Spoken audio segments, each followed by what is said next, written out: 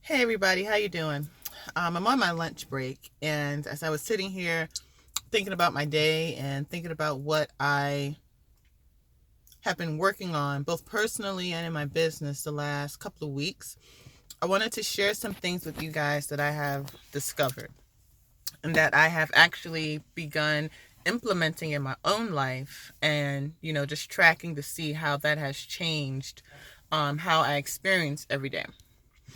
So I shared with you guys earlier, I'm reading this book called The Emotion Code, and I've been doing a lot of watching and reading and writing on anxiety, stress, worry, and the impact of your inner atmosphere, how you think, how you feel, what you're believing on your outer atmosphere. And that can be in your physical environment or what you start experiencing in your body in terms of your health. And um, it's very interesting how things that we so easily push aside or dismiss or stuff down within us can have the most damaging and destructive impact on our future. So, what I'm learning a lot in relation to anxiety is that anxiety symptoms come up and they're triggered by memories. A lot of the time, it has nothing to do with what's physically happening in that moment, but it is a memory that is triggered by something that's around you in that moment. So, for an example, if, I don't know, maybe 5 or 6 years ago, or maybe even like 3 days ago, whatever the time frame is, if you experienced something that caused a type of trauma to you, it shocked you, it scared you. I mean, and it was deep enough and powerful enough to really, really bother you.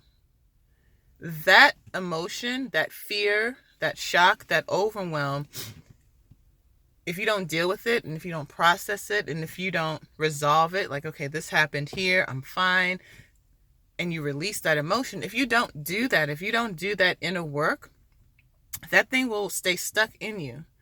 And when you come across a similar feeling, a similar conversation, smell, whatever a trigger can be for you, your body will see it as that same damaging memory, that same experience you had, and cause your body to react in a way that you may not be prepared for, in a way that mimics and looks like, you know, a fight or flight response, like headaches or dizziness, tightening your throat, racing heart, all those things, like all these external symptoms for anxiety, they can become triggered by an old memory. And your brain doesn't like register, okay, this happened before or this is happening now. It's taking the picture that you bring into your mind and it's responding to that picture. And when I started reading about this and started really processing it, and then just looking at my own life, my own personal journey with anxiety and, stress and worried and all that stuff, I'm recognizing that I have a lot more power over how I feel and how I respond to situations than I originally thought.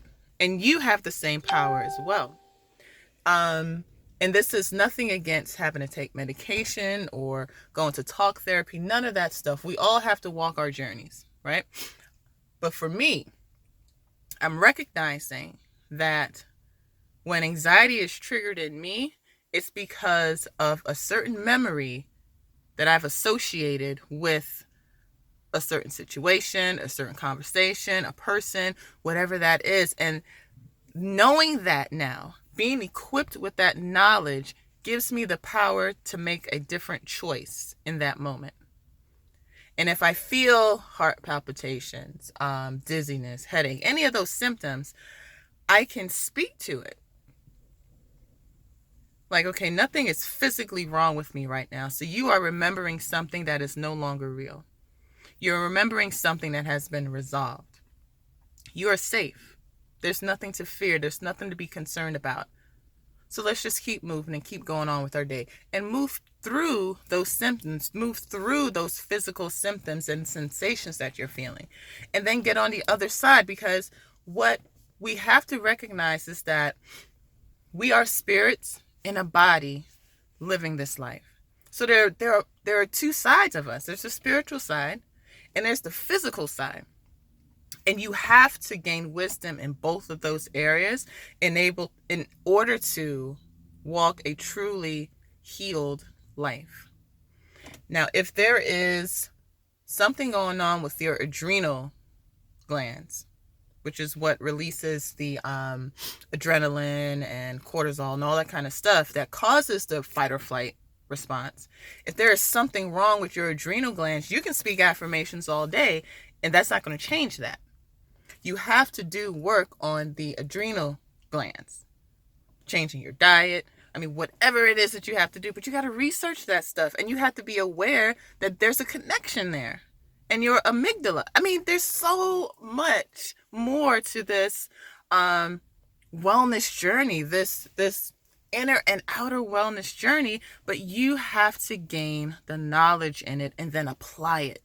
You cannot walk around ignorant and then wonder why you're unhappy and why you're sad, why you're struggling. You have to gain the knowledge. Ask God, what do I need to know how to heal? What resources do I need? What people do I need to connect with? God, lead me to it.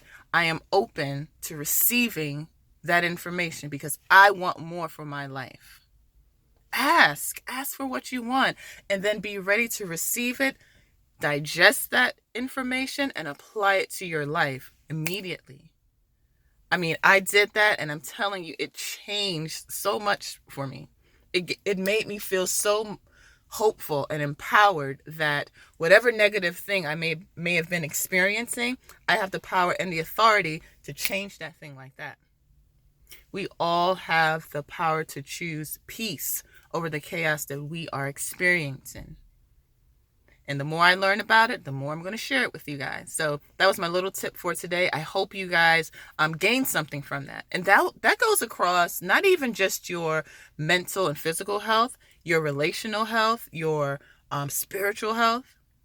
Get the wisdom you need so you can gain understanding and you know how to tackle the challenges in your life day by day, and watch how empowered and how confident you feel after that. Have an amazing day, guys. Talk to you later.